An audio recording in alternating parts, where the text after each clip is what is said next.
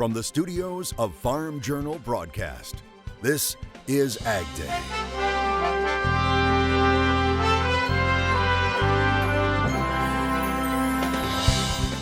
Coming up on AgDay. The year after we switched over to beef and crops, I started bringing my camera around to the farm more. They take you behind the scenes of their farming operations on YouTube. Now they're sharing their stories with us. We're like, oh my gosh, the whole block's picked. Thousands of apples stolen from an Indiana farm. And the markets soar into double digits on rumors about China and new numbers about how much old crop stocks are still out there. Now, on paper, grand scheme of things, these are still pretty burdensome numbers. AgDay, presented by the Chevy Silverado and the all-new Silverado HD, the strongest, most advanced family of Silverados ever. Good morning, I'm Clinton Griffiths. The markets took off on Monday after USDA released its latest grain stocks report and some news about China. First, let's take a look at exactly how much old crop stock is still out there. It pegs old crop corn at more than 2 billion bushels. That's down 1% from a year ago. Still a high number of those bushels are stored on farms, estimated at 753 million. That's 22% higher than a year ago. That's a 300 million bushel difference in the pre-trade guess versus what was actually printed here. The reason for the drop is yet to be determined. It's either a lighter 2018 crop, which is the most possible thing here, I think, or it was better than expected usage. The thing with usage in corn is that we can gauge most of it. We can gauge ethanol usage, we can gauge exports. Feed demand's kind of hard to gauge typically, but I think the 300 million tells you that the crop was probably smaller than what USDA had printed previously. Checking soybeans, they total 913 million bushels. That's up a whopping 108% from this time last year. The amount stored on farms is at 265 million bushels, up 162%. Most held off farm, though, at 870 million bushels, but that's up 92%. Just like corn, been very pessimistic on the demand side of the equation. So this cut in last year's stocks is going to translate into a cut into the new crop carryover. I think will bring us below a 600 million bushel carryover on the October WASDE report.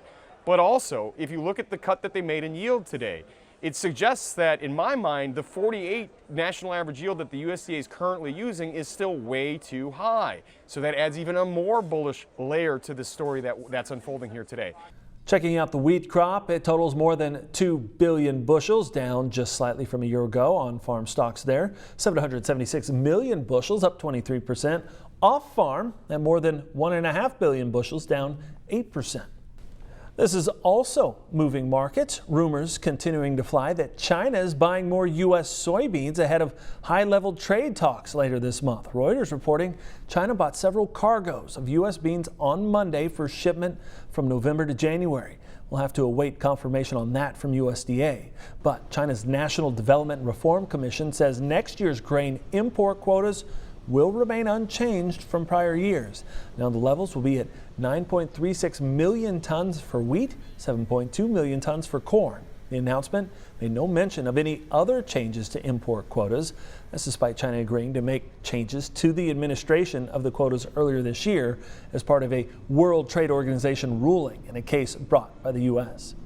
And despite Washington embroiled in turmoil, progress continues on the new U.S.-Mexico-Canada agreement. Our Washington correspondent Jim Wiesmeyer again reporting that odds are rising that Congress will vote yet this year on the agreement. House Ways and Means Chairman Richard Neal also leads a group of Democrats working on key concerns about the agreement with the Trump administration. He, his staff, and U.S. Trade Representative Robert Lighthizer will be working through the 2-week recess on the latest proposals for ratification. And a new Farm Journal Pulse poll showing that despite controversy swirling around the president, he still is seeing a lot of support in farm country. More than 1,000 people were asked, do you approve or disapprove of the way Donald Trump is handling his job as president? Well, 76% of people asked say they either strongly approve or somewhat approve. In August, that number was 71%. July, it was 79%. Police are investigating after 50,000 apples were stolen right off the trees. It happened in northern Indiana in LaPorte County. Reporter Ibrahim Samra from AgDay affiliate WNDU talked to the farmer. The owner of Williams Orchard says he cannot believe nearly 50,000 apples were stolen from his orchard this past week. But what he does believe is that the person who did it may have been here before. I mean, where they chose within the farm, it seems to be someone that's familiar with the farm. Williams Orchard is beloved by many in LaPorte County, especially for its apple picking. But after owner John Drummond was going through his weekly checkup on his fruit, he noticed an entire acre of apples were gone. We're like, oh my gosh, the whole block's picked. The entire section's picked through. After realizing someone may have stolen the apples during the week, Drummond called police, and after an initial investigation, Drummond says a new gate with no lock may have been how the thieves got in. You guys have Honeycrisp apples still, I guess? After a 2-year hiatus, Williams Orchard reopened under new ownership 3 weeks ago on Labor Day. The stolen apples will cause Drummond to lose out on nearly $27,000. Now, despite the loss, Drummond says there is one thing that has him peeling away from the negativity. You know, this isn't fun. It's disappointing. It's disheartening. But you look at some of the comments on different newspaper articles and news, and you just crack up because there's so many great people out there that have funny one-liners.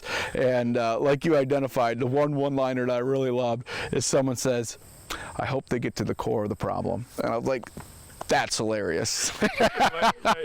We'll rebound, we'll recover with community support, and having people continue to come out here. We're going to be able to make it happen. Police are investigating into this theft. Meanwhile, security cameras, locks, and more have been placed all around the property to make sure that this never happens again. Montana's governor declaring a state of emergency over the weekend for areas hit by an early season snowstorm. That storm bringing heavy, wet snow and high winds. Winter storm warnings were posted for parts of western Montana, northern Idaho, and northeast Washington. Snow also was forecast in areas of Wyoming, Utah, Oregon, Nevada, and California. But the brunt of the storm hit Montana, where up to 2 feet of snow fell Saturday in the mountains, and a record 14 inches fell in Great Falls. And that snow piled up fast, as meteorologist Cindy Clausen shows us today's crop comments. Cindy. That's right, Clinton. And as you said, this was a heavy, wet snow. You can see that in this picture shared with us by Carol Skelton in Harris, Saskatchewan. Carol saying that her big, beautiful tree took a beating in the snow. She said her heart was hurting for farm families who weren't able to harvest before the storm, saying, "Hug a farm family today." Well, let's take a look at our wind speed forecast as we head through the next day or so. We're going to see the stronger winds associated in the central and southern plains as we head through the next 24 hours. You can see that especially Kansas all the way down to Texas, but also the Four Corners region with some of those stronger winds. Heading into the overnight, most areas really start to calm down except for maybe over by Lake Michigan, but it's really the same areas that we focus on tomorrow, with it being mainly in the western parts of the country. I'll have your national forecast coming up. The threat from eastern equine encephalitis is continuing to grow, especially in Michigan, where state health officials now say 12 counties have confirmed having human or animal cases of EEE. The mosquito-borne virus usually infects only about 7 people annually, but there have been 28 human cases reported so far this year across the country. 9 people have died. One confirmed case is Bill Teichman, a fruit farmer in southwest Michigan. A family member says on his GoFundMe page that he has been in the hospital for over 40 days and is now breathing on his own, and that his awake time is now getting longer. Good news there. Coming up, more on today's big market gains thanks to old crop numbers, plus the farm stars of YouTube share their stories with us. A behind-the-scenes look at why they do what they do. Still ahead. Closed captioning is brought to you by BASF. Grow smart with BASF. We create chemistry.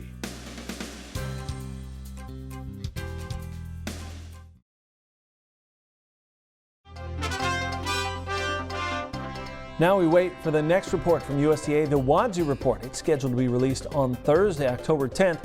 And despite claims that key information from the Economic Research Service could face significant delays, officials say the WADSI will come out on time. USDA also says all legally required reports from the ERS will come on time after the office is moved to Kansas City. But an internal memo suggesting other reports are likely to be delayed or discontinued altogether. Our Washington insiders saying ERS is delaying the relocation of some employees who elected the move and the removal of some who declined. It's also hiring retired former workers to maintain continuity of service. It's estimated that more than half of employees chose to leave the agency. The market's soaring on Monday on news. China may be buying a lot more soybeans ahead of trade talks and the latest grain stocks report. Here's a closer look at the numbers from the floor of the CME. Today in the grain market, we got a big jump in the soybeans after that USDA quarterly reports came out. They were much less than expected, and their scramble to cover the shorts really ignited almost a 2.5% rally, up 21 cents at one point. The trade after this, the trade is really expected to go back to the weather, but right now the weather issues with the harvest are a little bit challenging right now. So I think that it was certainly was a great recipe for the market to rally. Corn also jumped up. That rallied as well. That quarterly report was trimmed significantly. The old crop inventories are well below expectations, and the market's surging, certainly to the delight of the farmers. Double digits. We're up almost 3% today. If we get some follow through by tomorrow, I think that maybe we're here to stay, and perhaps the base price is going to be lifted a little bit. Now, wheat was higher, but it was really just spillover buying. The hogs today were higher. Traders are hopeful that there's positive trade talks ahead. Even with the deal, it may take some months to have the actual movement of some of those pork supplies, but it does let us know that we should be doing very well for the long term if we can get things rolling. Hey y'all, Justin Moore here. Get ready to kick up some dust with the Roxor Dirt Roads and a Country Show sweepstakes. Enter now for a chance to win a customized off-road Roxor and 2 VIP tickets to one of my upcoming concerts. Visit roxoroffroad.com/Justin Moore.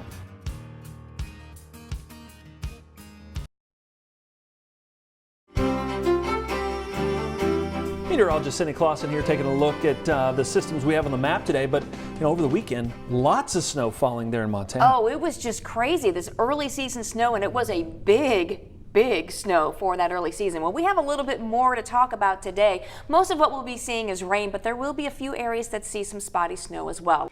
We have one main system that's stretching all the way from northern Great Lakes all the way back down towards the Four Corners region. Now, we'll have a lot of moisture streaming up from Mexico, but notice we have a little bit of white on the map, so we're going to see some snow, especially in higher elevations today as well. But a lot of that moisture is going to be concentrated along the front and in the southwest. So as we move through today, we see a lot of that rain starting to move into the upper Midwest and into the western Great Lakes. Some snow encompassing parts of Montana and Idaho and Wyoming.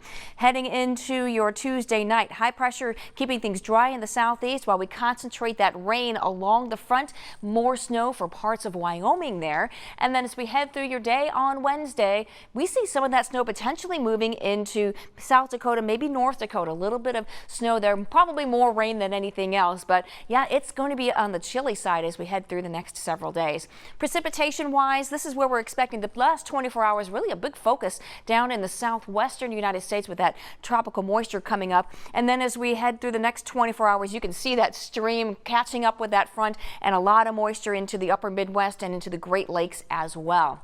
Now, as far as snowfall, past 24 hours hasn't been too much, but when you add on the next 24 hours, we'll see some more accumulation in parts of Montana, Wyoming, just a touch starting to go into North Dakota. So we'll have to watch that. 'Tis the season when we start seeing a little bit more snow. But look at the temperature difference here, ranging from 36 in Billings to 94 down in San Antonio. Even Memphis checking in with 94 degrees today. So a huge difference. That is quite the difference. And you can see who's on what side of the front when you take a look just at those temperatures. In the overnight hours we go, lows getting down into the 30s, even the 20s. Look at that, Carson City, Portland getting down into the upper 20s, while we're still really warm and humid in the southeastern United States. As we head through your Thursday, still hot and humid in a lot of the southeast, and the chilly air resides in the northern and northwestern parts of the country. And here's why. We've got that jet stream bringing that cold air, that big trough in the western U.S., big, rich, hot and humid air in the eastern part of the country. Things kind of level out a little bit as we get into the next couple of days. It comes a little bit more on the zonal side, but as we get into the weekend, we see another trough coming across the middle part of the country as we get into Saturday, and then Sunday we see that deepening, and then we'll see yet another trough coming in to the early to middle part of next week. That's a look at your national forecast. Now let's check on the weather where you live.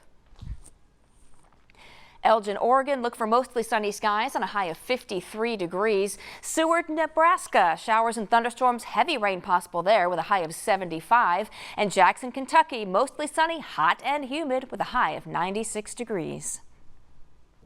Coming up, why researchers say milk is better when it comes to staying hydrated. Plus, some economists are predicting better news when it comes to prices next year for milk. Details next. Closed captioning is brought to you by BASF. Grow smart with BASF. We create chemistry.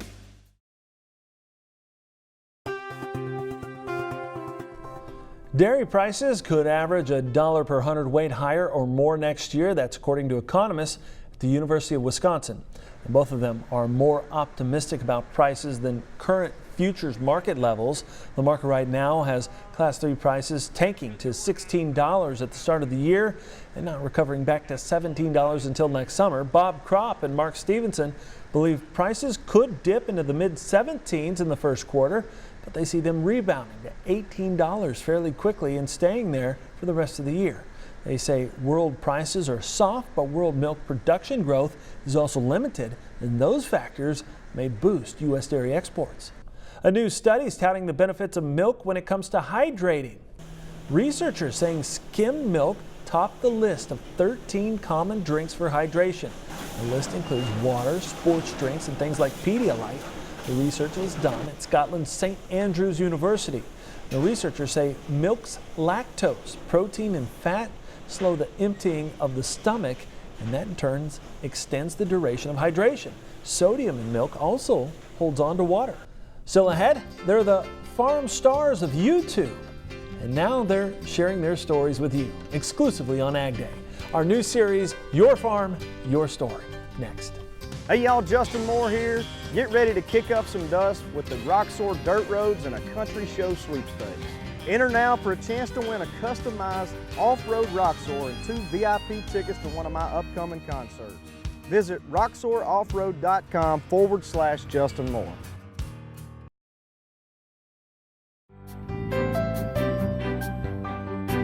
We're starting a new feature here on AgDay, one that allows you to tell us all about where and why you farm. It's called Your Farm, Your Story.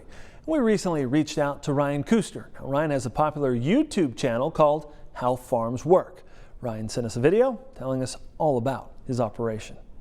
Hi, my name is Ryan Kuster from the YouTube channel How Farms Work. I live and farm on a 1,200-acre beef and crop farm located in Potosi, Wisconsin, and I farm with my family. I'm a third-generation farmer on these farms. My grandparents purchased their first farm in the 1950s and slowly grew their operation over the years by milking cattle. In 2014, we switched over to beef and crops, and it's what we've been doing ever since. We get the entire family involved on the farm, whether it's from day-to-day chores all the way up to field work in the spring, summer, and fall. The year after we switched over to beef and crops, I started bringing my camera around to the farm more.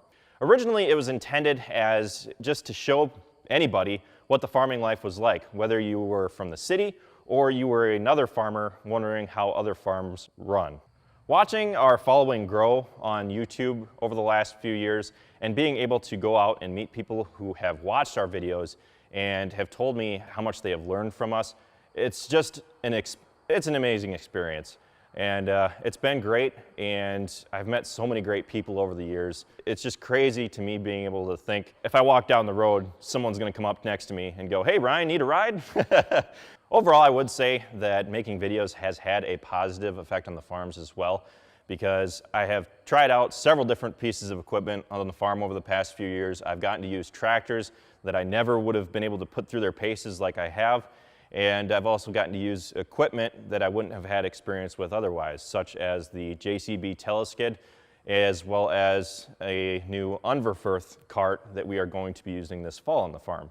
From what I get told, and as much as I can see, our videos have had a positive effect on the online community, and that's what it's all about to me. It started out for fun, and I still do it for fun. If I wasn't being creative, if I didn't get to be myself on my YouTube videos, I would not continue making them. If you're interested in the farming life, head over to YouTube, and I'll show you how farms work. And we want to thank Ryan for sharing his story with us. Now make sure to check out his YouTube channel, How Farms Work. That's all the time we have this morning. We're sure glad you tuned in. From all of us here at AgDay, I'm Clinton Griffiths. Have a great day. AgDay, brought to you by the Milk Business Conference. Don't miss this dairy business-focused event November 11th and 12th, 2019 in Las Vegas. Register today at milkbusinessconference.com.